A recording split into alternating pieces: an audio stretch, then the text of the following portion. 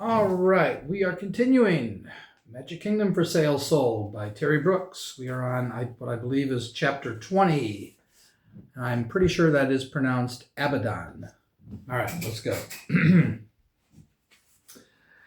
It was nearing dusk when Ben tightened the last of the straps on the makeshift leather riding harness he had fashioned, ordered Strabo to kneel down and climbed aboard. He set himself carefully in the seat that rested at the juncture of several clusters of bony spikes that ribbed the dragon's spine, tested the cinch straps for slippage, and fitted his boots into the iron stirrups. At least he had the riding harness. He was lucky to have that. As I continue to itch. It was an unwieldy apparatus constructed from traces, straps, buckles, and rings that had belonged to various field animals fallen victim to the dragon and brought to the fire springs for leisurely consumption. He had picked it out from among the bones and fastened it all together. It was bound about the dragon's neck, just above and behind the forelegs. The saddle on which he sat settled forward on the haunches. Period. Reins ran to the neck, just behind the crusted head. Ben didn't think for a moment that he would be able to guide the dragon as he would a horse. The reins were just one more precaution to keep him from falling off. "If you fall, you're in trouble, Holiday," the dragon had warned him earlier. "Then you better make sure that I don't," Ben had replied. "You are ordered to make sure that I don't." He wasn't convinced, however, that Strabo could do that, Eo dust or no Eo dust. They were descending into the netherworld of Abaddon, and both lives would be at risk. Strabo would have difficulty keeping them safe under the best of circumstances, and the proposed rescue of his missing friends from the realm of the demons did not promise the best of anything, let alone that was like 3 or 4 days ago, I remember I was like, what? I mean, this is nuts. He paused momentarily, seated atop the dragon, and gazed out across the wasteland. They had moved to the rim of the fire springs, clear of the burning craters and the thick undergrowth. The day was dying into evening as the sun slipped down behind the distant mountains. Mist and gloom settled over the valley. Landover was a murky gathering of shadows and vague shapes. Ben could almost watch the failing of the daylight from one moment to the next. It was as if the valley were disappearing before his eyes. He had the uneasy sensation that it was, the unpleasant feeling that he would never see it again. He straightened himself in the stirrups, hardening his resolve against such thoughts. He forced a grim smile. Ben Holiday was about to sally forth, a knight atop his steed, off to the rescue. He almost laughed. Don Quixote, off to tilt with windmills. What a picture he could send home again if he had his camera. Damn, but he had never thought, never believed that he would be doing anything like this with his life. All those years of living behind concrete and steel walls, all those stuffy courtrooms and musty law libraries, all those sterile pleadings and legal briefs, all those law books and statutes and codes, how far removed from that he was now. And he knew with a certainty that surprised him that he could never go back again to any of it. "What are you doing up there, Holiday? Admiring the view?" Strabo's hiss of displeasure interrupted his thoughts. "Let's be on our way." "All right," Ben agreed softly. "Take me up." The dragon's wings spread wide, and he lifted from the ground with a lurch. Ben held tightly to the reins and harness straps, watching the land drop away quickly beneath him. He had a momentary glimpse of bramble, thicket, and deadwood forest fading into trailers of mist and dusk's lengthening shadows, and then there was only gloom. Philip and Sot were down there somewhere, hidden from view. He had gone back to them long enough to let them know that he was riding Strabo down into Abaddon to rescue the others. He had dispatched them back again to Sterling Silver to await his return. They had been only too quick to go, their horror-stricken faces clearly reflecting their unspoken conviction that they had seen the last of him. Maybe they had, he mused. Man, just itching. Maybe he should have told them to go on home and forget about him. They probably wouldn't have done that, though. They still took their pledge to him quite seriously. He reflected momentarily on all the help they had given him. A pair of, just checking to make sure the book is in view and it looks good, a pair of larcenous, grimy little cannibals. Who would have thought of it? Silently, he wished them well. Strabo flew into the coming night, passing from the eastern wasteland to the fringes of the greensward, and then west. The daylight failed completely. Darkness descended, and Landover's moons began to shine. They were all visible on this night: white, peach, washed-out mauve, burnt rose, sea green, beryl, turquoise, and jade, their colors unobstructed by the mists that shrouded the valley below. I'm wondering why he chose to have all these different colored moons. If there's any significance to that. In this story, I don't recall, or in books 2 or 3. I don't really know. Anyway, back to reading. They were like giant balloons, Ben thought, and wondered where the party was. The minutes slipped rapidly past. Strabo's massive body undulated rhythmically beneath Ben as the leathered wings beat against the night winds and carried them westward. Ben gripped the reins and harness and hung on for dear life. Air currents buffeted and chilled him. Landover was a vast bowl of steaming soup over which he hung suspended. He was exhilarated by the sensation of flying like this, but he was frightened too. He hadn't liked horseback riding, and he didn't like dragon riding any better. The dragon kept a steady pace, and that helped, but Ben still distrusted the situation. He knew the Eodus could wear off at any time, and that would be the end of him. This is a foolish venture, Strabo called back to him moments later, as if reading his thoughts. The crusted, misshapen head swung about, eyes glinting. All this for a handful of humans. My friends, Ben shouted in reply, the wind whipping the words back into his face. Your friends mean nothing to me. Fair enough. You mean nothing to them. Except Quester Thews, I suppose. He thinks you special. The wizard? Pah! Just do what I told you to do, Ben ordered. I hate you, Holiday. Sorry, I don't care. You will. Sooner or later, I'll get free of you, and when I do, you'll be sorry you ever decided to use me this way. The head swung back again, the cold, mechanical voice dying into the rush of the wind. Ben said nothing. He gripped the reins and the harness straps tighter. Yeah, what are you going to do when this wears off? Let's just say this whole thing works. What are you going to do when it wears off? They flew deep into the greensward toward the center of the valley. Ben did not know where they were going.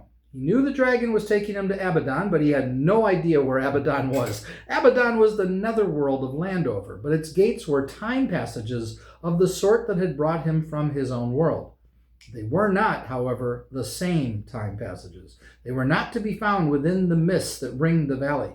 They were hidden somewhere within the valley, Strabo had told him, somewhere only the demons and the dragon could reach. Strabo slowed suddenly and began a long sweep back that became a widening circle. Ben looked down. The valley was a shroud of mist and gloom. Strabo's wings spread wider, and the dragon began to bank sharply on the night winds. Hold tight to me, Holiday, the dragon cried back to him. Strabo dipped suddenly and started down. Wings flattened back and the long neck stretched forward. They began to pick up speed as the dragon's dive steepened. The wind rushed past Ben Holiday's ears in a vicious roar that drowned out everything. The ground began to come into focus, a shapeless blur sharpening with the passing of each second they dropped. Ben was cold all the way through. They were going too fast. They were going to dive right into the middle of the greensward. Then, abruptly, the dragon fire exploded from Strabo's throat, a huge, brilliant arc of crimson flame. The air seemed to melt before it, cellophane that wrinkled and expanded at its edges, leaving a jagged hole. Ben squinted against the rush of the wind and saw the blackness of the hole open out of the night. Dragon fire died away, but the hole remained. They were passing through it, flying into the empty dark. Landover disappeared. The misted greensward was gone. There was a sucking noise as the hole closed behind them, and then sudden stillness. Strabo leveled off within the black. Ben lifted slightly from where he had crouched down against the dragon's spine and stared about, awestruck. The world had undergone a radical change. Moon and stars were gone. I'm just reading back what I just read. Dragonfire died away, but the hole remained. The blackness of the hole opened out of the night. I didn't quite follow it. I'm just double checking. Okay.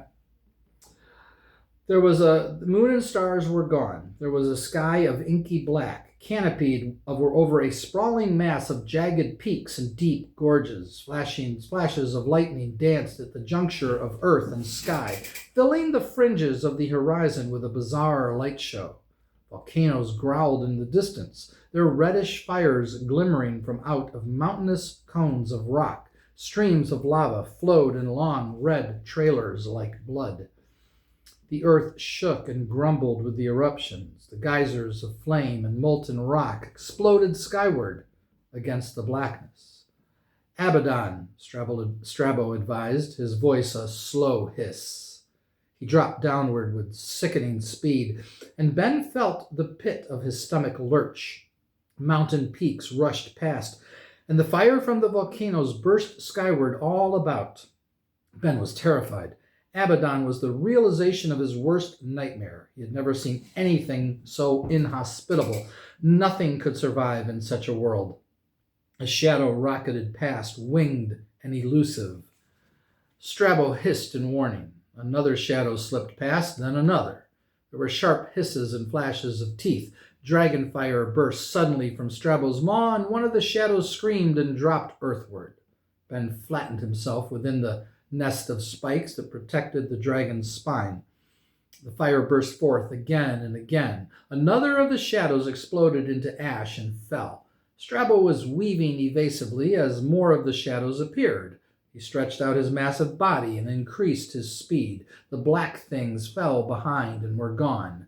A series of rugged peaks whipped past, and then the dragon slowed once more. Gnats, he growled contemptuously. No match for me. Ben was drenched with sweat and could barely catch his breath. How much farther? The dragon's laugh was harsh. A bit, Holiday. What seems to be the matter? Is this more than you bargained for? I'll be fine. You do what you were told to do and get to my friends. Temper, Holiday. The dragon flew on through the fire-streaked blackness. The gnats came at them twice more, and twice more Strabo burned a handful of them before flying past. The world of Abaddon stretched on below, unchanging in its look, a world of rock and fire. White light danced frantically on the horizons all about, and lava flared within the craters of the mountain peaks. But in the valley and gorges below, all remained impenetrably black. If there was something living down there, it could not be seen from the air. Ben began to experience a growing sense of futility. His friends had been trapped in this world for almost 5 days. Strabo banked left between two monstrous volcanic peaks and started down.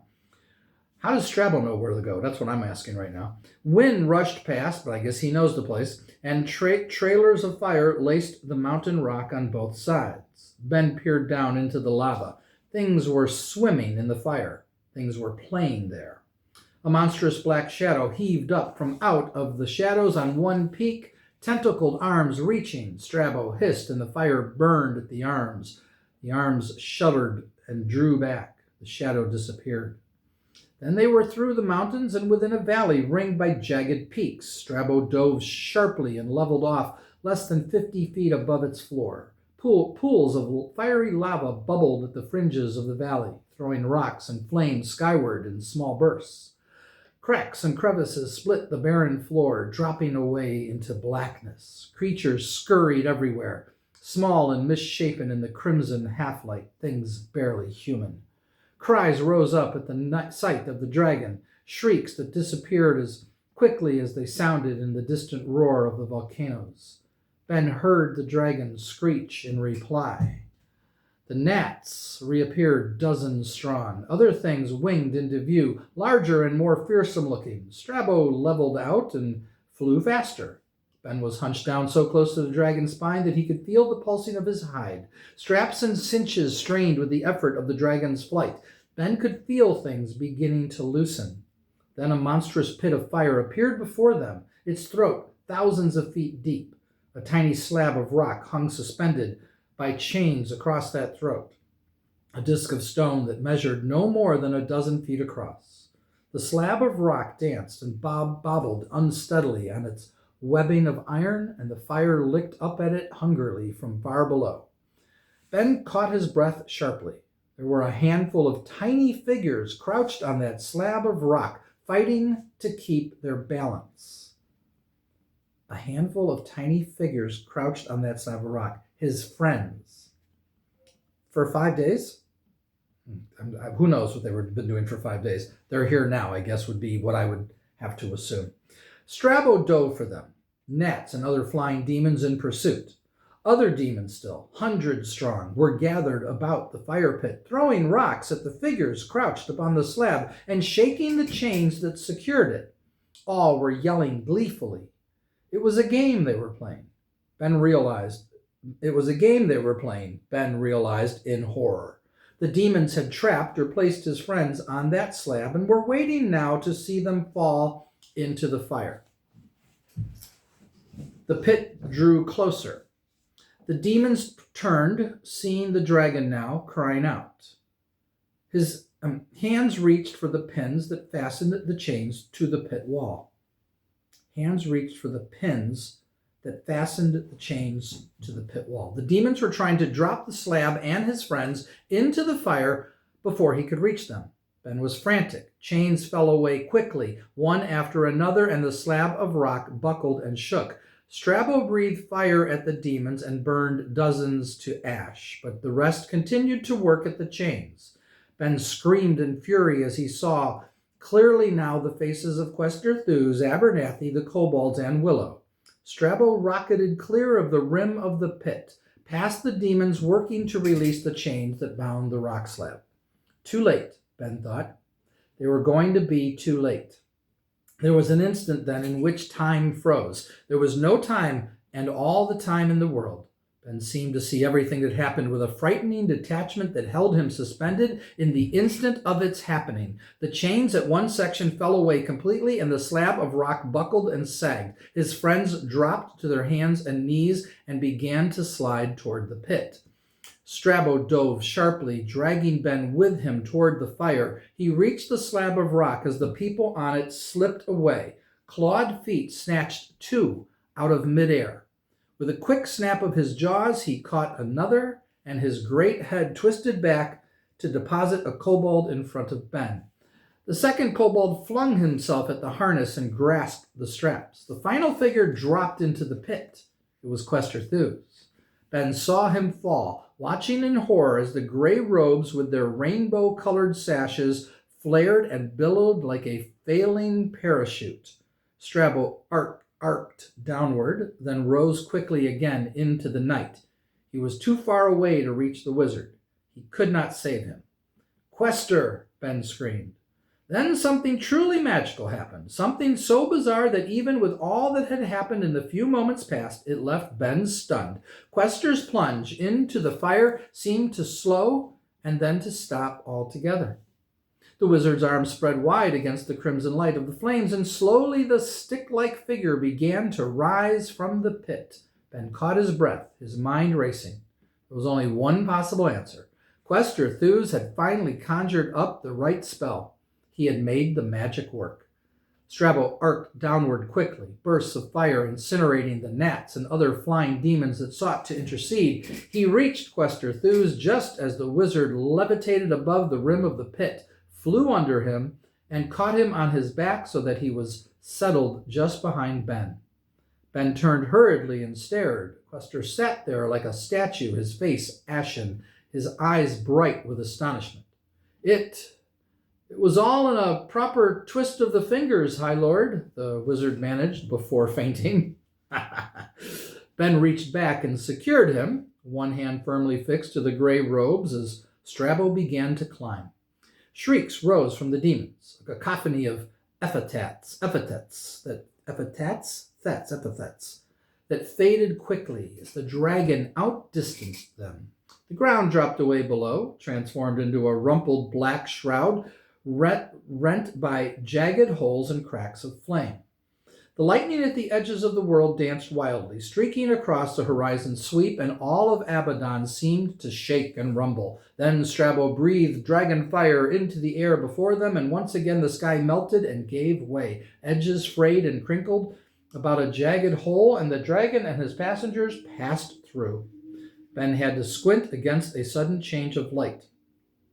When he opened his eyes wide again, stars and colored moons brightened a misted night sky. They were back in Landover once more. It took Ben several moments to regain his bearings. They were in Landover, but not over the greensward. They were north, almost to the wall of the valley. Strabo circled for a time, winging over thick forest land and barren ridgeline, then eased down gently into a deserted meadow. Ben scrambled down from the dragon's back. Bunyan and Parsnip greeted him with hisses and gleaming teeth, so agitated they could barely contain themselves. Abernathy dropped rudely to the ground, picked himself up, brushed himself off, and denounced the day he had ever let himself become mixed up with any of them. Quester, conscious again, lowered himself gingerly along the harness straps and stumbled over to Ben, barely aware of what he was doing, his eyes fixed on the dragon. I had never believed I would see the day that anyone would rule this marvelous creature, he whispered, awestruck. Strabo, last of the old dragons, the greatest of the fairy creatures, brought to the service of a king of Landover. It was the Eodust, of course, but still. He stumbled into Ben and suddenly remembered himself. High Lord, you are safe. We thought you lost for certain. How you found your way clear of the fairy world, I will never know. How you accomplished what you did. His enthusiasm left him momentarily speechless, and he reached for Ben's hand and pumped it vigorously. Ben grinned in spite of himself. We came looking for you after you failed to return that first day, and the witch took us, the wizard went on hastily. She sent us to Abaddon and dropped us on that slab of rock for the demons to play with. Almost 5 days, High Lord. That's how long we have been trapped there. Days of being teased and taunted by those loathsome fowl. The kobolds hissed and chittered wildly, pointing. Quester nodded at once, his enthusiasm fading. Yes, you are correct to intercede. I had indeed forgotten. He took Ben's arm.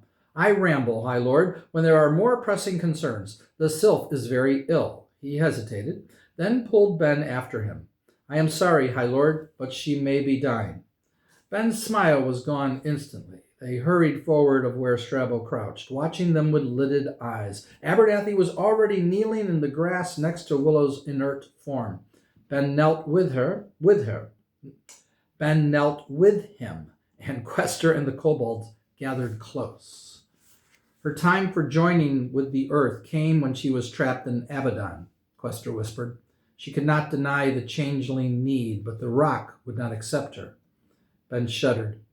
Willow had tried to transform, unable to resist the need, and the attempt had been only partially completed. Her skin had gone wrinkled and bark-like.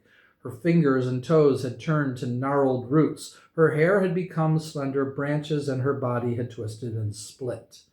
She was so hideous to look upon that Ben could barely manage to do so. She still breathes, High Lord, Abernathy said softly. Ben fought down his revulsion. We have to save her, he replied, trying desperately to think of what to do. He stared in horror as Willow's body convulsed suddenly and more roots split from the skin beneath one wrist. Ugh. The sylph's eyes fluttered blindly and closed again. She was in agony. Anger coursed through Ben like a fire. Quester, use your magic. No, High Lord. Quester shook his head slowly. No magic that I possess can help. Only one thing can save her. She must complete the transformation. Ben wheeled on the wizard. Damn it, how is she supposed to do that? She's barely alive. No one said anything. He turned back to the girl. He should never have left her alone with Nightshade. He should never have permitted her to come with him in the first place. It was his fault that this had happened. It would be his fault if she died. He swore softly and thrust the thought aside. His mind raced. Then suddenly he remembered. The old pines, he exclaimed. The grove in Eldaru where her mother danced, and she transformed herself that last night. It was special to her. Perhaps she could complete the transformation there. He was already on his feet, directing the others. Here, Help me carry her. Strabo, bend down. They bore the sylph to the dragon and bound her to his back. Then they climbed up beside her, fastening themselves where they could to the makeshift harness. Ben rode in front of the unconscious girl, Quester and Abernathy behind, the kobolds to either side at the stirrups. Strabo grunted irritably in response to a command from Ben and then lifted into the night sky. They flew south, the dragon leveling out and straining to increase his speed, the wind threatening to tear them all loose from the creaking harness. The minutes slipped past, and the hill country north gave way to the plains of the greensward. Ben's hand reached back to touch the body of the sylph and found the bark-like skin cold and hard. They were losing her. There wasn't enough time. The greensward passed away, and the forests and rivers of the lake country appeared, dim patches of color through the haze of mist. The dragon dropped lower, skimming the treetops and the ridgelines. Ben was shaking with impatience and frustration. His hand still clasped Willow's arm, and it seemed as if he could actually feel the life passing from her. Then Strabo banked sharply left and dove downward into the forest. Trees rushed up to greet them. Then there was a small clearing. Through the wall of branches, as quick as that, they were on the ground once more. Ben scrambled down wordlessly, the others with him, all working frantically to free Willow. The forest loomed about them like a wall, trailers of mist swirling through the rows of dark trunks. Bunyan hissed at them and led the way, his instincts sure. They moved into the trees, slipping and groping their way through the near black, carrying the rigid form of the girl. They reached the pine grove in seconds. The pines stood empty and silent in the mist, sentinels against the dark. Ben directed the procession to the grove's center, the earthen stage on which Willow's mother had danced the last night before he had departed Eldaru. Gently they laid Willow down. Ben felt the girl's wrist above the mass of roots and tendrils that had broken the skin. The wrist was cold and lifeless. "She is not breathing, High Lord," Quester whispered in a low hiss. Ben was frantic. He lifted the stricken sylph in his arms and held her close against him. He was crying. "Damn it, you can't die, Willow. You can't do this to me." He cradled her, feeling the roughness of her skin chafe his face. "Willow, answer me." And suddenly he was holding Annie, her body broken and bloodstained from the accident that had taken her life. Another piece of wreckage to be swept from the scene. The sensation was so sharp that he gasped. He could feel bone and blood and torn flesh. He could feel the small, frail life of his unborn child. "Oh, God, no," he cried softly. He jerked his head up, and the image faded. He was holding Willow again. He bent close, kissing the sylph's cheek and mouth, his tears running down her face. He had lost Annie and the child she carried. He could not stand it if he were to lose Willow too. "Don't die," he begged her.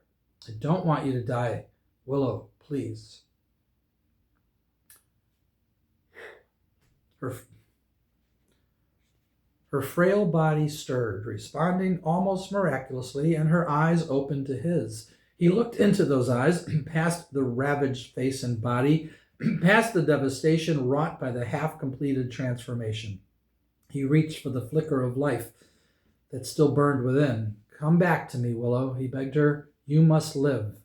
The eyes closed again, but the body of the sylph stirred more strongly now, and convulsions became spasms of effort to regain muscle control. Willow's throat swallowed. "Ben, help me up. Hold me." He brought her quickly to her feet, and the others stepped back from them. He held her there, feeling the lifeblood work itself through her, feeling the transformation begin again. Her roots snaked deep into the forest soil, her branches lengthened and split, and her trunk stretched and hardened. Then everything went still. Ben looked up. The change was complete. Willow had become the tree that was her namesake. It was going to be all right. His eyes squeezed tightly shut. "Thank you," he whispered. He lowered his head, wrapped his arms about the slender trunk, and cried. The demon appeared toward dawn, materializing out of the gloom. a black and misshapen thing wrapped in armor. It happened very suddenly. The wind whispered, the mist swirled, and the demon was there. Ben was awake almost instantly. He had been dozing, sleeping in fits and starts, cramped from leaning against Willow, from holding her. Strabo was presumably still back in the clearing where Ben had left him. The demon approached, and Ben rose to meet it. Kobolds interposed themselves instantly, moving to block the demon's way. Abernathy jerked awake, and Quester kicked roughly, and kicked Quester roughly. The wizard awoke as well and scrambled to his feet. The demon's helmeted head swung slowly about, and its crimson eyes surveyed the company in the pine grove with studied caution. Then it spoke. Ben could not understand anything of what was said, and the speech was over almost before it began. Quester hesitated, then looked back at him. The Mark issues you a challenge, High Lord. He demands that you meet him in combat 3 dawns from now at the Heart. Ben nodded wordlessly. What had been promised from the beginning was finally here. Time had run out. He was only half awake, still near exhaustion from his ordeal of the past several days, but he grasped the significance of the challenge instantly. The Mark had had enough of him. The demon was angry. But perhaps, just perhaps, the demon was worried too. Quester had once told him that the demon always challenged at midwinter, and it was nowhere near midwinter yet. The demon was rushing things. He thought about it a moment, tried to reason it through, then shook his head numbly. Numbly. It didn't matter. He had made the decision to stay long ago, and nothing would change that decision now. It surprised him that his resolve was so strong. It gave him a good feeling. He nodded to the messenger. I'll be there. The demon was gone in a swirl of mist. Ben stared after it a moment, then gazed off into the trees where the first light of dawn was still a faint silver tinge against the far horizons. Go back to sleep, he told the others gently. He settled down again by Willow, rested its cheek against her roughened trunk, and closed his eyes. 32 minutes. Dawn had broken when he came awake once more. He was stretched full, upon the earth in the shadow of the aged pines. His head rested in Willow's lap, and her arms cradled him. She had transformed back again. Ben, she greeted softly. He looked at her slender arms, her body, and then her face. She was just as she had been when he had seen her that first night bathing in the waters of the Irelyn. The color, the beauty, and the vibrancy had been restored. She was the vision he had wanted and been afraid to seek. Yet it was no longer the vision that mattered to him. It was the life inside. The repulsion, the fear, and the sense of alienation he had once felt were gone. They had been replaced by hope. He smiled. I need you, he whispered, and meant it. I know, Ben, she said to him. I have always known. She bent her face to his and kissed him, and he reached up to draw her close. Okay. The next chapter is Iron Mark. So we're getting near the end here, obviously. Phenomenal book. Let me start there. I love this book. I absolutely love the story. But I have to, if I have to look for possible criticisms, did this really make much sense? 5 days they were up there. How did they, no eating, no nothing? That is weird to me, that they were there for 5 days. I'm trying to understand. So they were on that rock slab for 5 days, and demons have been playing a game with them for 5 days. See, it didn't have to be 5 days. I think he made a mistake here. I love the story. All stories have flaws. I know, I've written two. I'm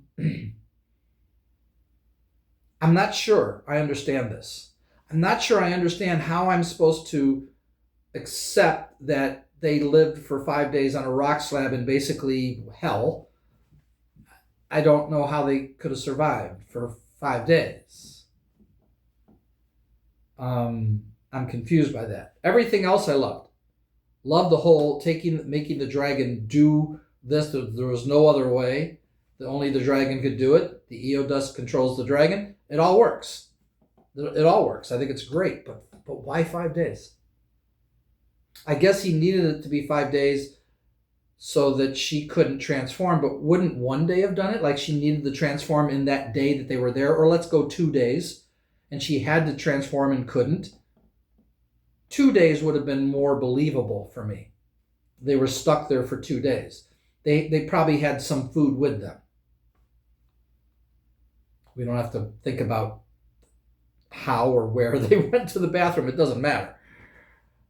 That's it. That's my only criticism of this story. Well, I mean, there may have been some other little things in the past. Anyone agree with me? Disagree with me? Am I wrong? I want to know. I really want to know. I know someone's just started listening to my book. They just left a couple comments. And so when they get here, I'd love to hear your thoughts about this. Because I think it was a girl. I could be wrong. Loves this book too. It's a great book. I do want to continue into book 2 once I finish this. And I'll just continue the one big long playlist of it, I think. I think that's how I'm going to do it. Because I really enjoy reading on my channel, and I hope you're liking it too. And this is a very long video, so I'm going to end it now, and we'll be back for the next one. Take care. Bye-bye.